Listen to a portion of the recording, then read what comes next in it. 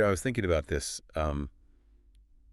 Usually when we talk about getting a medical diagnosis, there's this, I don't know, this underlying expectation of precision, Right. right? I feel like it should be simple. Right. It feels like engineering. Like you fall off a bike, you break your arm, they take an x-ray, and you see that jagged white line in the bone. Mm-hmm. It's binary. Exactly. The Yeah. doctor just points at the film and says, there it is. That's the problem. Yeah, and it's comforting, honestly, because a visible problem usually has a very clear mechanical solution. You put a cast on it. Right. But then you step into the world of neurodevelopment Mm. or trauma Yeah. or behavioral chemistry. And that X-ray machine is just completely useless. Literally useless. We are looking at a diagnostic landscape that is, well, honestly, it's just incredibly murky. It's a guessing game a lot of the time. Yeah. And today we are looking at the life of a woman who built an absolute empire precisely because her diagnostic x-ray was shattered. She had to, figure out how to put the pieces back together completely blindly. And we're pulling this from a truly remarkable interview. It's from a YouTube show called the Hairstylist Empowerment Podcast. Hosted by Brad. Right, a celebrity stylist named Brad. And he sits down with a woman named Stacy Prescott. And I mean, to call Stacy's background multifaceted, it doesn't even quite capture the scope of it. No, it really doesn't. You look at her resume and it reads like 3 or 4 distinct lifetimes just crammed into one person. Yeah, okay, just listen to this list. Yeah. She is a United States Army veteran. She is a mother of 4. She's worked in the high-stakes environment of a state prison as a correctional officer. Which is wild on its own. Right, and she has stood at the front of higher education classrooms as an instructor. She spent time navigating the massive bureaucracy of state-level grant management. And today? Today, she is a master cosmetologist, a highly specialized curl expert, and a high-performance mindset coach. I mean, what a journey. The reason this specific source material is so incredibly valuable for us to analyze today is because it grounds the abstract. So often when people discuss mental health, it stays in these highly clinical, detached, or just overly philosophical terms. Like reading from a textbook. Exactly. But Stacy's story doesn't do that at all. It shows the raw mechanical reality of living with severe bipolar disorder while, trying to maintain professional success, navigate marriages, and build a highly technical business. Okay, let's unpack this. Because if you are listening right now, whether you're managing a team or building a business from the ground up, or just, trying to figure out your own internal mental roadblocks, there is a blueprint for resilience in this story just for you. What's fascinating here is how Stacy's journey completely defies traditional career trajectories. We are so conditioned to believe that success is a straight chronological line, right? Oh, absolutely. You pick a major, get an entry-level job, climb the ladder, retire. Right. But Stacy's path is this massive zigzag across fundamentally different worlds.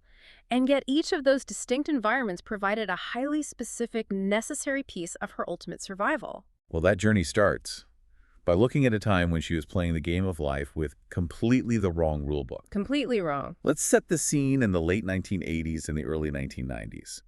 Stacy is in school, and the label she gets slapped with over and over again by authority figures is that she is a lazy daydreamer. Oh, man, that label. Right. She's the kid who was bored, didn't pay attention, procrastinated on major projects, just didn't turn in her homework. Now, at that time, ADHD in young girls was practically a ghost diagnosis. Yeah, that historical and medical context is critical to understanding the trauma she carried, because throughout the 80s and 90s, the diagnostic criteria for neurodivergent conditions like ADHD. This would be the DSM-3 and early DSMI, right? Exactly. They were overwhelmingly based on how the condition presented in young school-aged boys. Because they were looking for disruption. Right. The medical community was looking for hyperactive, bounce-off-the-walls behavior in a classroom setting. They wanted an externalized disruption. So if you didn't fit that highly specific, very gendered profile, you just fell through the cracks. Entirely. If you were a young girl who presented with the inattentive type of ADHD, quietly staring out the window, lost in your own thoughts, seemingly unmotivated, the educational system didn't view that as a neurological difference in how your brain processed dopamine. They just viewed it as a character flaw. Exactly. They viewed it as a moral failing. And the psychological toll of internalizing those false labels is just immense. Because you trust the adults around you. Like if every teacher and authority figure says you're lazy, you don't think, my prefrontal cortex is understimulated. Right. A 12-year-old isn't saying that. No. You just believe you are fundamentally a lazy, broken person. Precisely. When a biological like the mechanical way your brain manages executive function is reframed as a moral failing, it completely destroys your foundational sense of self-worth before it even has a chance to develop. Because executive function is essentially, what, the air traffic controller of your brain. That's a great way to put it. It manages planning, working memory, impulse control. If that controller is under-resourced, you literally cannot force yourself to care about a mundane homework assignment, no matter how much you desperately want to be a good kid. But Stacy didn't know that. She just thought she was bad. Yeah. And you have to add in the sociological reality of her childhood, too. She was a military brat. Right, moving every 2 to 3 years. Yeah.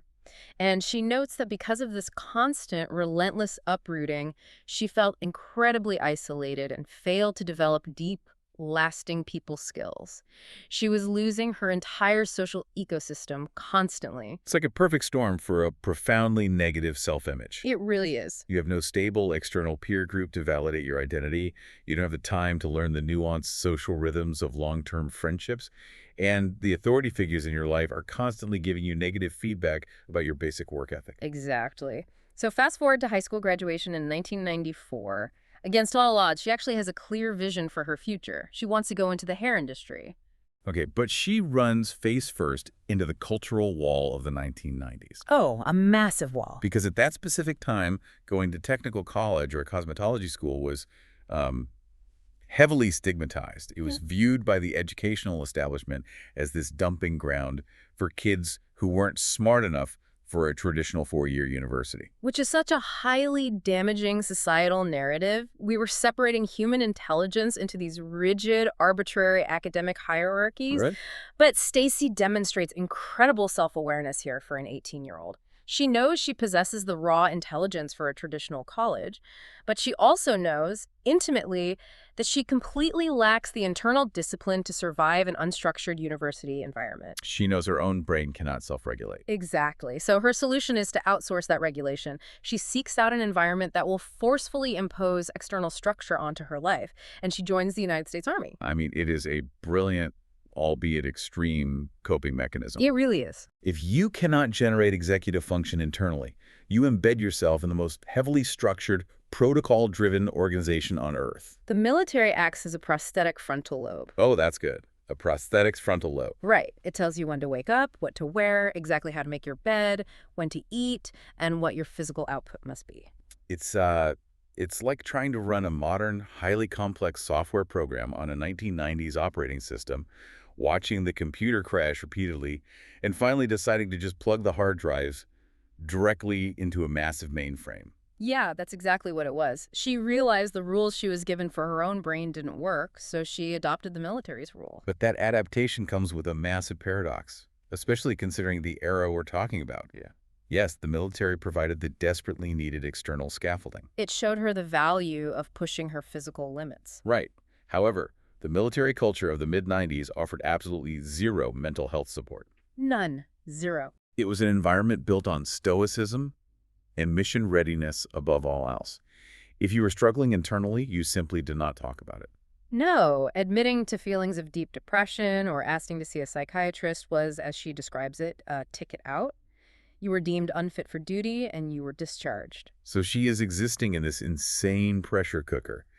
The environment is holding her together structurally on the outside while completely ignoring the fact that she is chemically unraveling on the inside. Yeah, it's unsustainable. And for Stacy, this lack of support comes to a very sharp, very painful point, just as she is actually finding her footing. She is achieving high-level things. She gets approved for airborne training. She gets orders to be stationed in Germany, which was her absolute dream scenario. Her dad had been stationed there, right? Yeah, she had studied the language. She loved the culture. Everything is lining up perfectly. And then biology intervenes. She gets pregnant. And the rigid rules of the military at that time just come crashing down on her.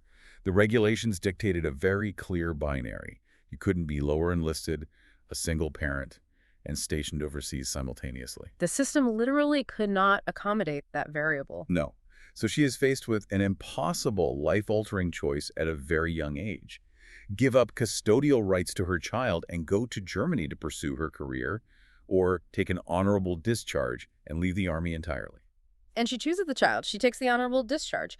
But this is where the internalized trauma of that lazy label rears its head again. How so? Well, instead of seeing this as a necessary systemic pivot, a change of plans outside of her direct control, she internalizes the discharge as the ultimate personal failure. Oh, wow. In her mind, she didn't hit the standard 20-year military retirement mark. She barely made it 3 years.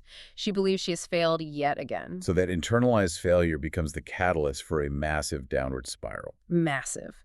You have to look at the compounded physiological and psychological factors hitting her all at once here. Right. She is dealing with extreme pregnancy hormones.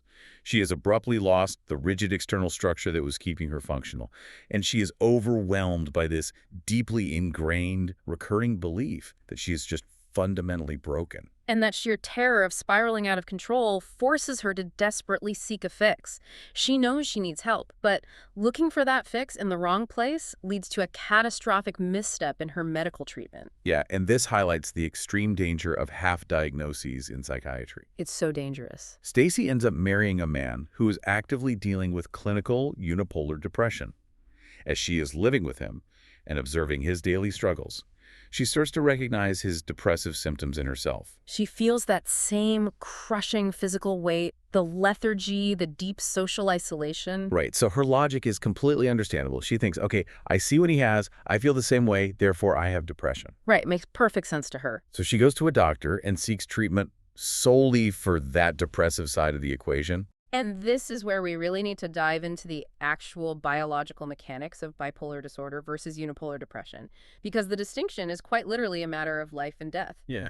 Bipolar isn't just sadness or moodiness.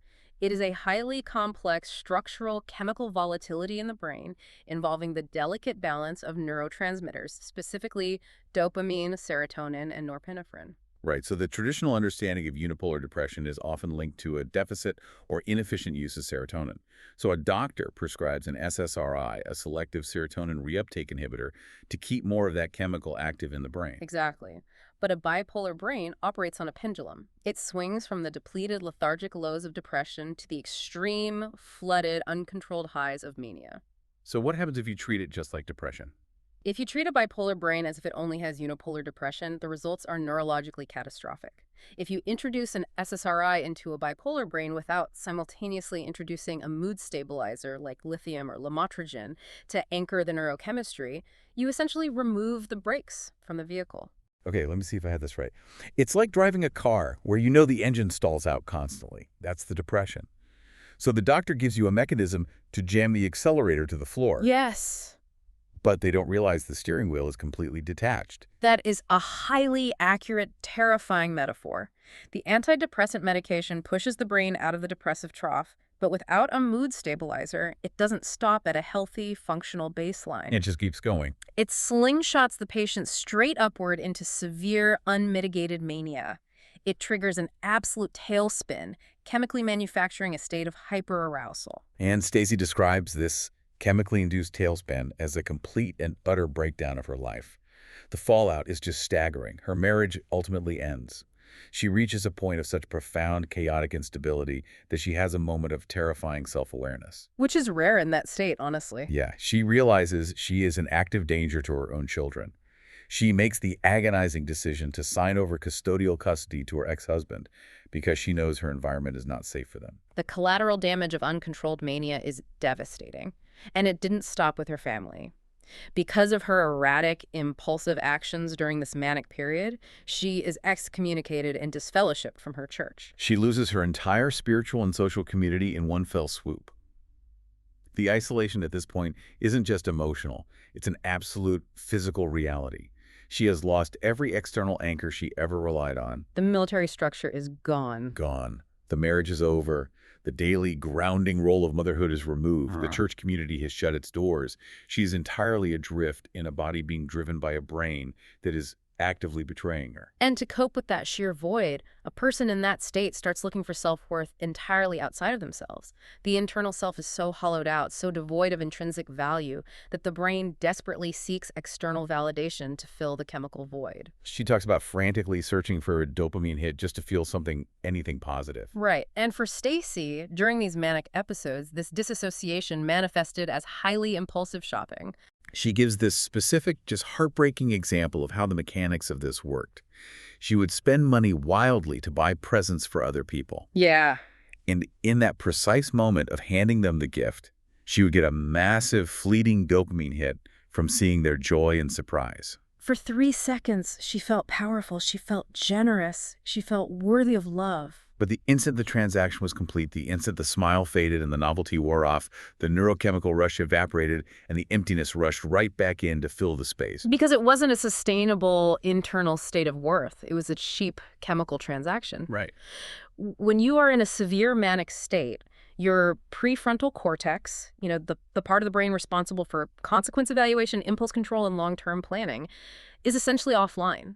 You have no ability to judge whether maxing out a credit card is a wise long-term investment. Your brain only recognizes the immediate, desperate need for a chemical reward to stave off the crushing reality of the low. Oh, hold on, I'm stuck on something here. I want to push back on how this looks from the outside.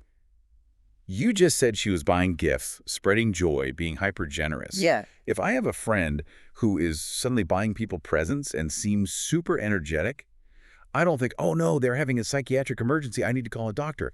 I just think they got a bonus at work or they're in a fantastic mood. How is anyone, let alone the person experiencing it, supposed to catch that? That is the most insidious, dangerous part of hypomania and early-stage mania. In the beginning, it doesn't feel or look like a disease. It feels like a good day. It feels like you are finally miraculously cured. It feels like you are the absolute best, most charismatic, most energetic, most productive version of yourself. You need only 3 hours of sleep. Your brain is firing with boundless ideas. You are the life of the party. You are incredibly generous. It sounds deeply intoxicating. It is deeply intoxicating. So why would you ever report that to a doctor? You go to the doctor when you feel awful, not when you feel like a superhero. And society probably praises it, right? Oh, we love highly productive, energetic people. It is only when the velocity of the thoughts becomes terrifyingly fast, when the spending fundamentally ruins your financial future, when the impulsivity destroys your core relationships, that the destructive, pathological nature of the episode becomes apparent. And by then it's too late. By the time it looks like a problem, the structural damage to the person's life is already done, and the crash back into the depressive state is imminent and usually devastating. And that inevitable crash brings us to her absolute rock bottom. She describes a moment lying on the cold pile of her bathroom floor. She is beyond the physical ability to produce tears. Just completely empty. Completely numb. Yet simultaneously, she can feel this immense, crushing, hollow pain inside her chest. She states clearly that she wanted to cease to exist. It is a harrowing, mechanical description of the absolute depths of untreated bipolar depression. When the chemical reserves of the brain, the dopamine, the serotonin are utterly depleted after a manic high, the psychological pain manifests as an almost unbearable physical weight. And she didn't necessarily want to commit suicide, she just wanted the pain to stop. And she notes that the only thing that kept her from taking her own life in that moment was her deep theological belief that she possessed a soul. Yeah, she was terrified. She was terrified that if she died, her soul would be trapped, continuing to feel that exact, excruciating pain for eternity. That was her personal, literal definition of hell. It is a profound testament to survival, honestly. But existing in that terror, staring into that void, it forces a survival instinct. And that instinct drives her to seek out a lifeline, and she finds it in a bizarrely serendipitous location.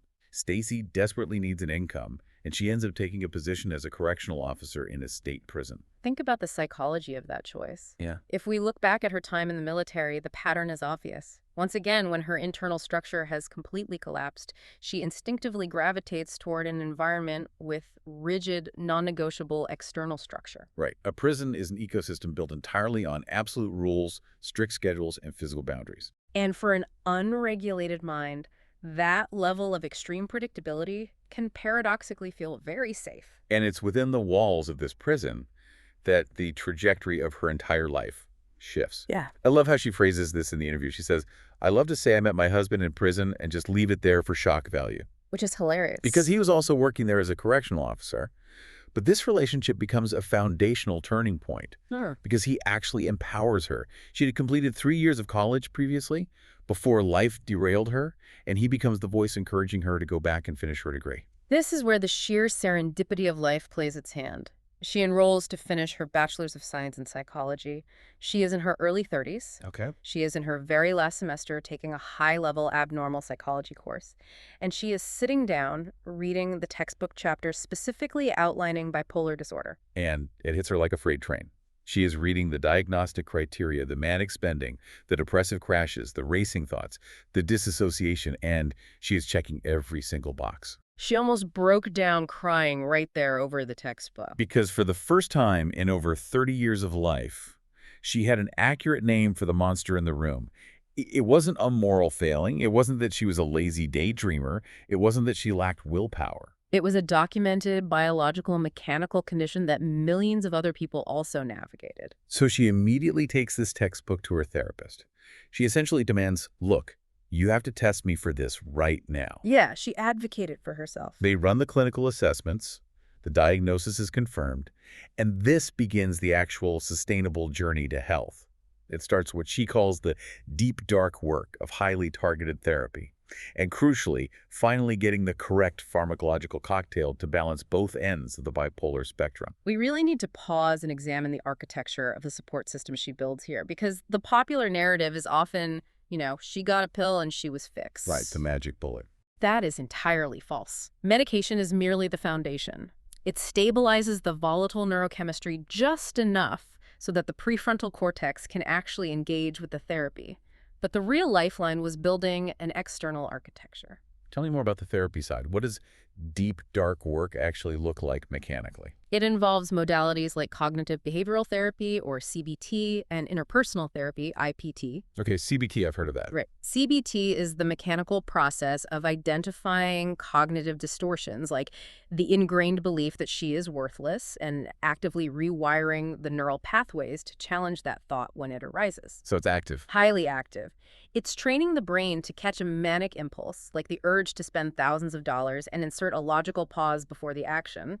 And IPT focuses on stabilizing social rhythms and repairing the massive relational damage caused during the manic phases. But even with therapy, her own brain cannot always be trusted to self-regulate in real time. Right. Exactly, which is why having a trusted external partner who can spot the subtle patterns of an impending episode is a literal lifesaver. Her husband steps into this role beautifully. And what's wild about this is that her husband initially didn't even believe mental health issues were real.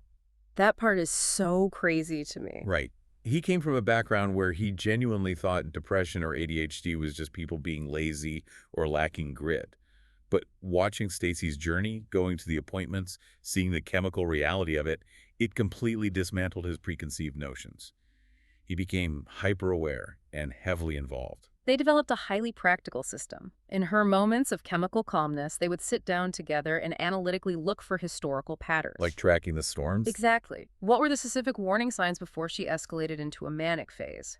For Stacy, the primary indicator was spending trends, so they established a strict protocol. Which was what? If she felt the urge to make a non-essential purchase, she would go to him and say, I feel the need to buy this. Can you talk me through whether this is a wise, logical choice or a manic impulse? Wow. She essentially outsourced her executive function to him when she knew hers was compromised. It is a profound act of vulnerability, but it highlights the absolute necessity of a multifaceted approach to severe mental illness. She had the correct chemical stabilizers. She engaged in over a decade of deep cognitive rewiring. She found a supportive church family that welcomed her back without judgment. She utilized daily mindfulness and meditation to build a quiet space in her mind. It was a comprehensive, highly engineered ecosystem of support. Yeah. And there was one other massive component to this healing period. She mentions a specific message given by a religious figure, Jeffrey R. Holland, titled Like a Broken Vessel. Oh, yeah. Hearing a highly respected, authoritative figure speak openly, emotionally, and vulnerably about his own severe struggles with mental health and depression fundamentally shifted her perspective. It proved to her that she wasn't uniquely cursed by God. Right. The power of representation in mental health just cannot be overstated. Up until that specific moment, Stacy had likely only seen celebrities or chaotic public figures disclose their bipolar disorder.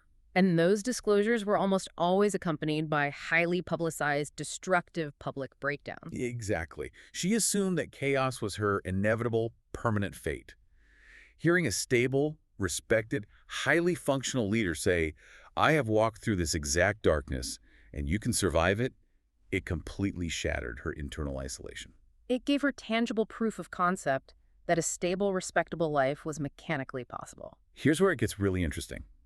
Getting the correct diagnosis, finding the right medication, doing the therapy. It's like finally finding the architectural blueprint to a massive house that you've been stumbling through in the pitch black for Oh, decades. I love that analogy. You still have to do the grueling physical work of fixing the plumbing, patching the drywall, and rewiring the electricity, but at least you finally know where the load-bearing walls are. You aren't just swinging a sledgehammer blindly in the dark hoping to hit a stud. That is the perfect structural analogy.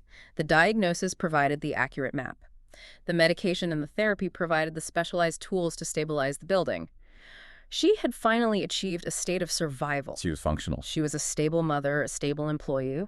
But as we move to the next phase of her narrative, we see that while medical intervention brought her to a state of survival, true, expansive thriving required something else entirely. Right. It required a massive, aggressive shift in her mindset regarding her career trajectory and her inherent value as a human being. Which brings us to August of 2022. Stacy is at a major crossroads in her life. She is working a very safe, very secure, but utterly miserable job in grant management at the state offices. The golden handcuffs. Exactly. To the outside world, this looks like the pinnacle of stability.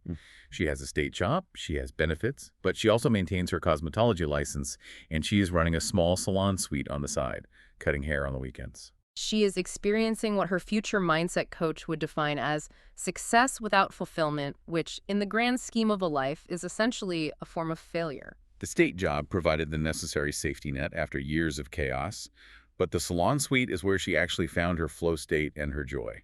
But the underlying problem keeping her paralyzed was that she was still carrying the heavy baggage of a specific instructor from her cosmetology school days. Oh, this part made me so mad. It's awful. This instructor had literally pulled Stacy aside years ago and told her, point blank, that she would never make it in the hair industry. Just crushed her. And that singular voice of doubt was still playing on a continuous looping track in her head, acting as an invisible tether, keeping her tied to the miserable state job. But she finally decides to place a bet on herself. She takes some saved money and invests it in a high-level specialized hair skill course. Her logic was sound. She reasoned that if she could elevate her technical cutting skills to the point where she could retain every single client who sat in her chair, then she could figure out the convoluted business and marketing side later. Smart. During this technical course, the instructor touched briefly on the psychology of success. It resonated so powerfully with Stacy that she reached out and asked him for coaching recommendations. He pointed her directly toward a high-performance mindset coach named Brad Bizjack. And this introduction serves as the catalyst for the most explosive period of growth in her entire story. She enters a free 5-day Success Accelerator program that Brad is running online. And on the very first day, a fundamental paradigm shift occurs in her neurology that completely alters her trajectory. She has this epiphany about self-worth. She realizes, finally and completely, that her worth is inherent. She frames it through her deep faith. She believes she is a child of God, and therefore her value is locked in from the moment of her birth. It's unconditional. It is completely 100% disconnected from the success or failure of her business. Yeah. Whether a marketing campaign goes viral, whether a client leaves a bad review, whether she makes $10,000 a month or $10 a month, none of those external metrics actually touch or alter her core intrinsic value as a human being. Let's break down the deep psychology of why this specific pivot is so incredibly powerful, especially for a brain-managing bipolar disorder. Please do. For decades, bipolar had repeatedly stripped away Stacy's sense of internal control. Her profound moods happened to her. Her extreme energy levels happened to her. She couldn't trust her own mind. Right. Consequently, she had spent her entire adult life desperately seeking external validation, buying extravagant gifts, chasing fleeting dopamine hits, clinging to the safety of a state job, just to prove to herself that she had a right to exist. So by finally reclaiming her intrinsic worth, by actively deciding that her value was unshakable and internally generated, she severed the desperate, frantic need for external validation. It radically stabilized her emotional baseline in a way medication alone never could. it introduces this amazing operational philosophy that she adopts. She compares the concept of acting in fear with the concept of acting in faith. This is brilliant. And the profound realization she shares is that both fear and faith require the exact same mechanical process. They both require believing deeply in the unseen. Right, because neither has happened yet. Exactly. They both require you to use your imagination to project a future that hasn't happened yet. Acting in fear is putting all of your cognitive energy into visualizing what could go wrong, believing in the catastrophic worst-case scenario. Acting in faith is taking that exact same cognitive energy and putting it into believing in what could go right. It is a phenomenal neurological reframing of anxiety. When you act in fear, your amygdala, the fear center of the brain, hijacks your nervous system. Fear keeps you trapped in safety and scarcity. You stay in the tiny box, you work the miserable state job because you are physically terrified of the unknown. But if you truly believe your core worth isn't tied to the outcome, the unknown ceases to be a mortal threat. Yes, your prefrontal cortex can come back online, and you can take calculated, strategic risks. And the tangible results of this mindset shift are absolutely staggering. She drops this incredible quote, "Faith, you jump off that cliff and you watch your wings just explode." I love that. Within 6 months of completing that 5-day challenge, the income from her part-time salon grew by 125%.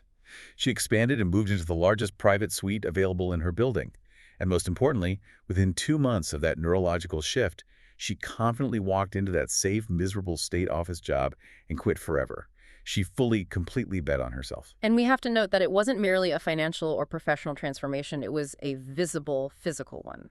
Oh yeah, the photos. She mentions having a photograph of herself from day one of that mindset challenge and comparing it to a photo taken 6 months later. She states she is literally unrecognizable. The heavy physical burden of chronic stress is gone, replaced by the sheer radiant presence of genuine, unforced happiness.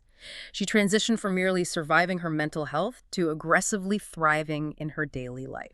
But wait, I have to pause here because I know exactly what someone listening is thinking right now. What's that? Someone is sitting in their own version of a safe but miserable corporate job right now. And they are hearing this story and thinking, okay, that sounds inspiring. Jump off the cliff, watch your wings explode. Great.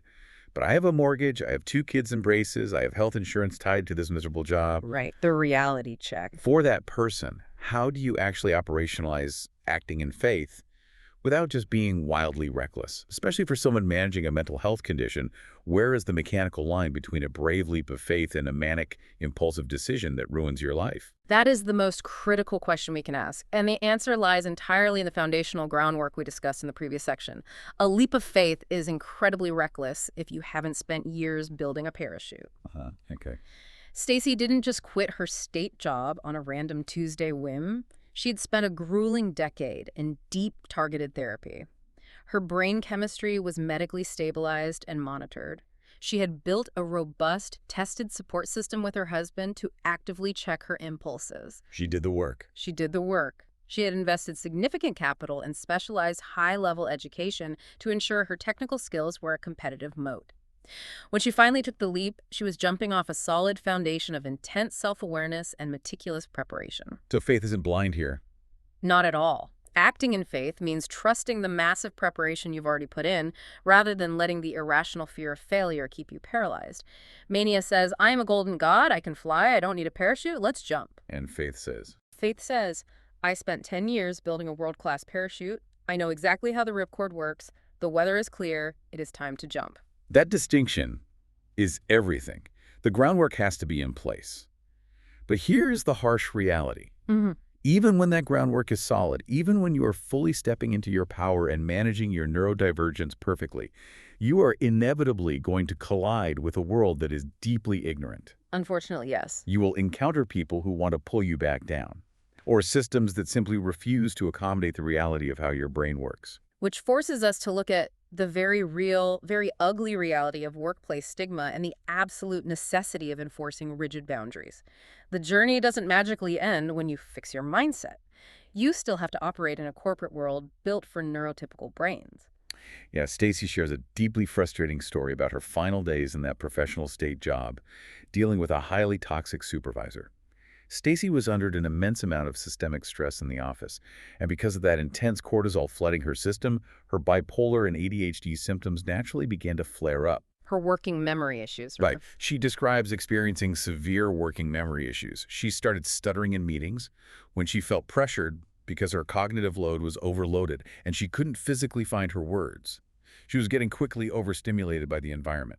Which, from a biological standpoint, is a completely natural response. Right. When a neurodivergent brain is flooded with chronic stress hormones, executive function starts to aggressively misfire. The brain goes into survival mode, and higher-order processing shuts down. So Stacy does exactly what every HR manual and therapist tells you to do. She advocates for herself professionally. She sits down and writes out 5 simple, practical, legally protected accommodations for her supervisor. And we are talking about very basic logistical things here. Exactly. For example, she asked that an agenda be provided before meetings so her brain could prepare the necessary data and she wouldn't be put on the spot. Totally reasonable. Or, instead of the supervisor verbally referencing a vague past conversation, like casually saying in the hallway, "Hey, remember that thing I told you to do last March?" She requested detailed email follow-ups so her working memory wasn't strained and she could reference the exact written information. These are textbook, highly effective logistical bridges. I want to emphasize the mechanics of that word, bridges. We often get bogged down in the legal corporate jargon of accommodations under the Americans with Disabilities Act, and we forget the human reality of what they actually are. Right, they sound like special treatment. But they're not. Asking for a meeting agenda or a specific email format does not mean a person is fundamentally incapable of executing the core functions of the job.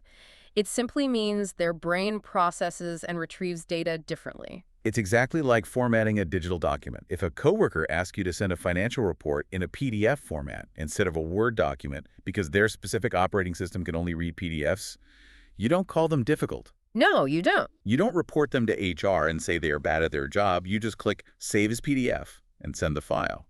Mental health accommodations in a corporate workplace are literally just formatting requests for human communication. That is a brilliant way to conceptualize the mechanics of it. It requires minimal effort from the sender, but makes all the difference to the receiver. But unfortunately, Stacy's toxic supervisor completely lacked that empathy or understanding. She ignored them. Not only did she blatantly ignore all 5 of the formal written requests, she actively did the opposite, deliberately exacerbating the stress. Stacy recognizes this insidious tactic as quiet firing. Let's explain that because I think a lot of people have experienced this without knowing the term.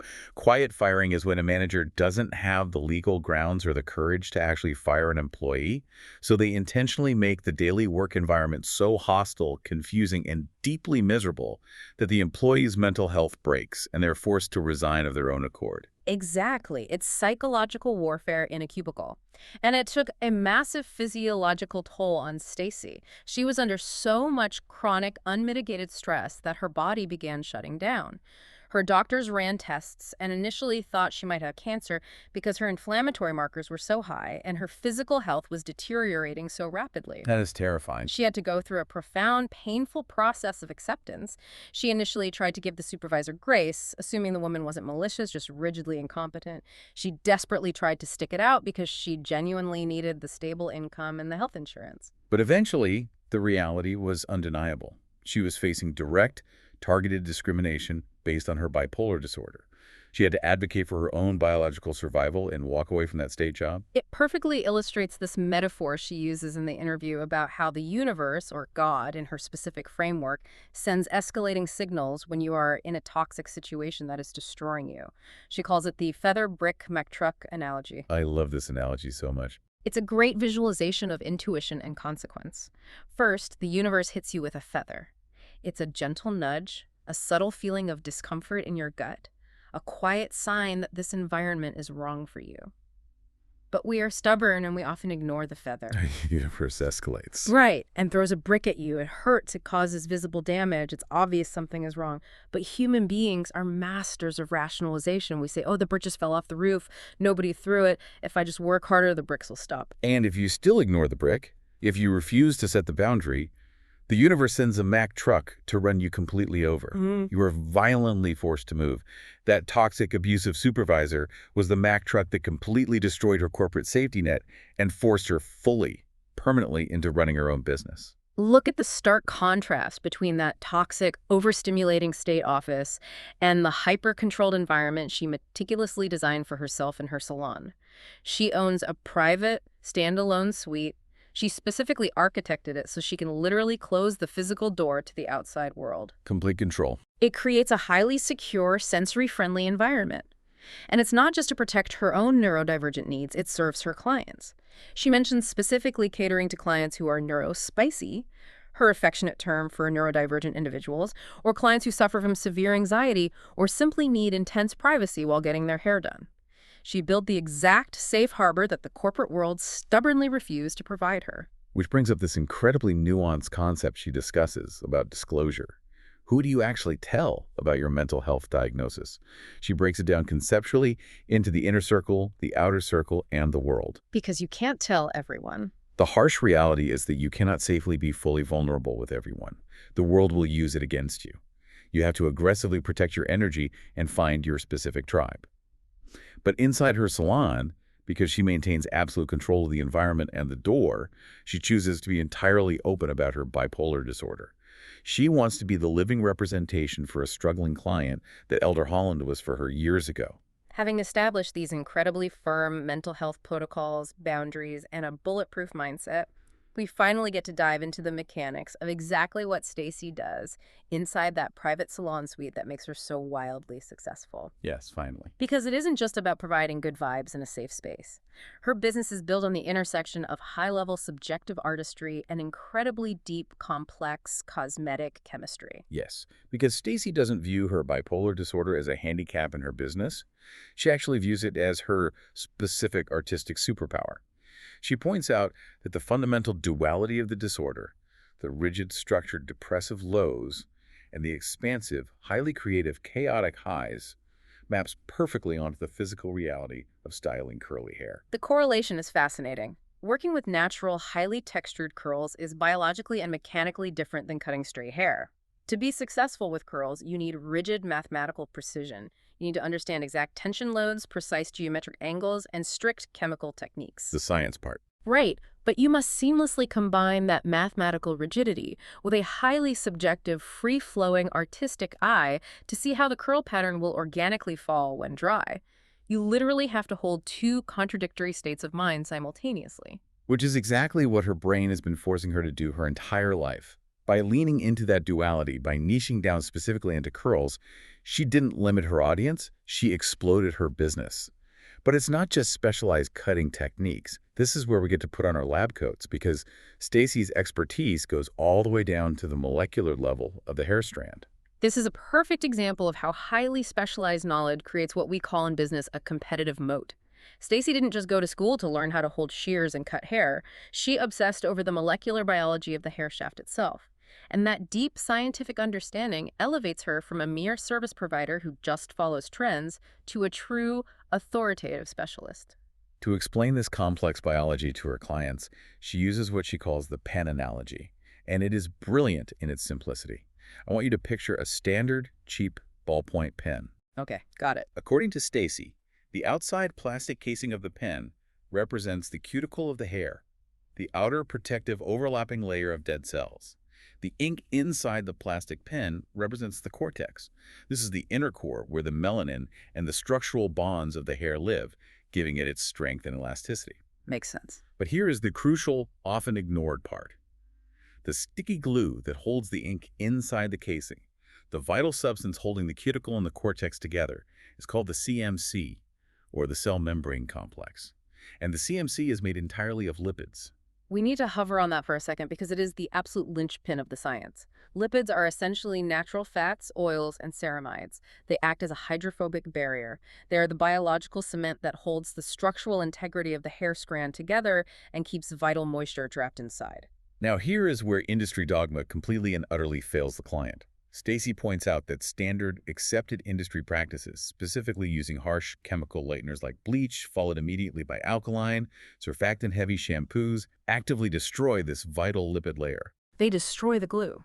The chemical mechanism of bleach requires high alkalinity to aggressively blow open the cuticle, but in doing so, it liquefies and destroys the CMC. And then the stylist uses a harsh shampoo that strips that liquefied glue entirely away. Stylists are literally taught by the textbook in beauty school to wash the foundational structural glue of the client's hair straight down the drain. They are systematically, chemically compromising the canvas they are trying to paint on. And the tragedy is, the industry solutions have been entirely incomplete. There are wildly popular billion-dollar products on the market right now, brands like Olaplex or K18, that claim to fix damaged hair. But they don't fix everything. Structurally, those products only target the disulfide bonds in the cortex. They are only trying to fix the ink inside the pen. But until very recently, there was absolutely nothing on the commercial market that could replace or repair the CMC. There was nothing to replace the glue holding the whole compromised structure together. Enter a woman named Cami Parsons. She is a former hairstylist who realized the products weren't working, so she went back to school and is currently finishing her PhD as a cosmetic chemist. She looked at the molecular reality of what the hair industry was doing and realized it was chemically absurd. So she invented a groundbreaking product called Juven. It acts simultaneously as a lipid quencher and a powerful deoxidizing agent. The chemistry of Juven is incredibly elegant. When a stylist chemically processes hair with bleach, simply rinsing it with water does not actually stop the internal oxidation process. The bleach components stay trapped in the cortex, silently eating away at the hair for days after the client leaves the salon. Oh, wow, I didn't know that. Yeah, Juven contains a specific deoxidizing agent to immediately halt that destructive chemical chain reaction, and then, crucially, it floods the hair shaft with bioidentical specialized lipids to instantly rebuild the CMC, the glue, in just 10 minutes. And for Stacy's specific, highly targeted niched clients with porous, curly hair that naturally has a slightly open cuticle and inherently struggles to retain moisture, this chemical invention changes everything. A 10-minute treatment entirely alters the molecular structure of the hair, allowing it to finally absorb and hold on to moisture. If we pull back and look at the macro picture, connecting this deep dive into cosmetic chemistry back to the broader themes of Stacy's life, the parallel is incredibly striking. For decades, the global beauty industry tried to fix severely damaged hair by only addressing the internal bonds, completely ignoring the invisible, vital lipid layer that actually held the entire structure together. It was a partial diagnosis, It was a partial diagnosis that led to a partial solution that ultimately failed the client. just like her doctors. Exactly. In Stacy's own life, the medical establishment initially tried to fix her by only addressing her depressive lows, completely ignoring the invisible, volatile bipolar chemistry that governed her entire neurological system. It was a half diagnosis that caused catastrophic damage. It's all connected. It really is. It wasn't until a disruptive chemist named Cami Parsons questioned the foundational, unquestioned dogma of the beauty industry that the hair could be truly repaired.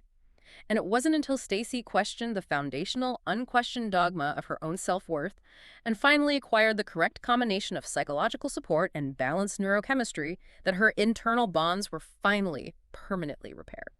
So what does this all mean? It's easy to look at that cosmetic chemistry and think it only applies to people sitting in salon chairs. But look at your own desk. How many processes are you running every day just because we've always done it that way, even if it's systematically washing your own potential down the drain? Isn't this story just a perfect, real-world example of why blindly following legacy systems is the most dangerous thing you can do? Absolutely.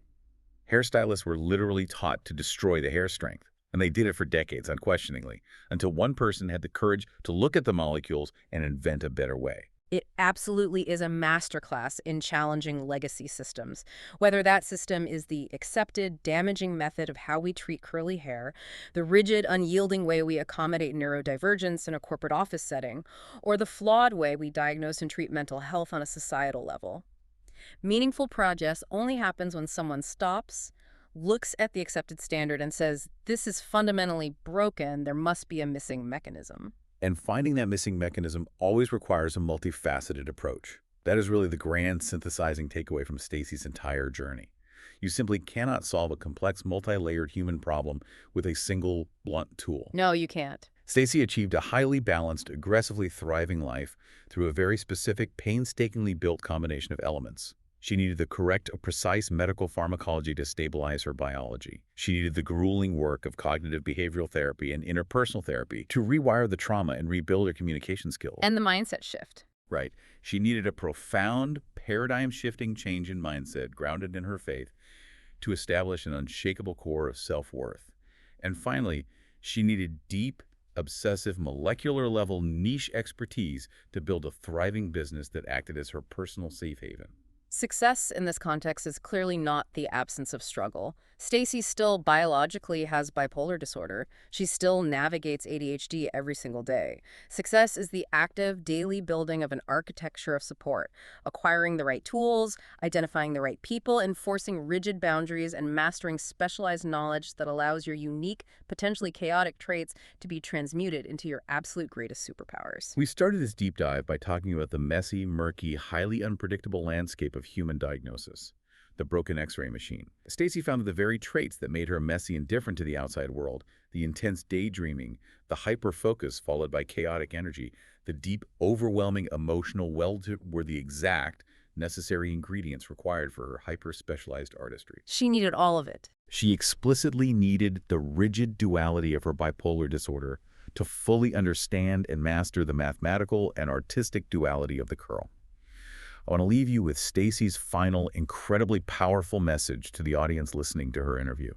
She looked at the camera and said, "You are not alone, you are not broken, you're not discarded, you have immeasurable worth just because you breathe." That is so powerful. It's a vital reminder that your baseline value as a human being is not, and never has been, up for negotiation based on your output. And it's only when you secure that unshakable baseline that you can truly take the leap of faith to jump off the cliff and see if your wings will catch the air. Because you finally know that even if you hit the ground, your inherent worth remains entirely intact.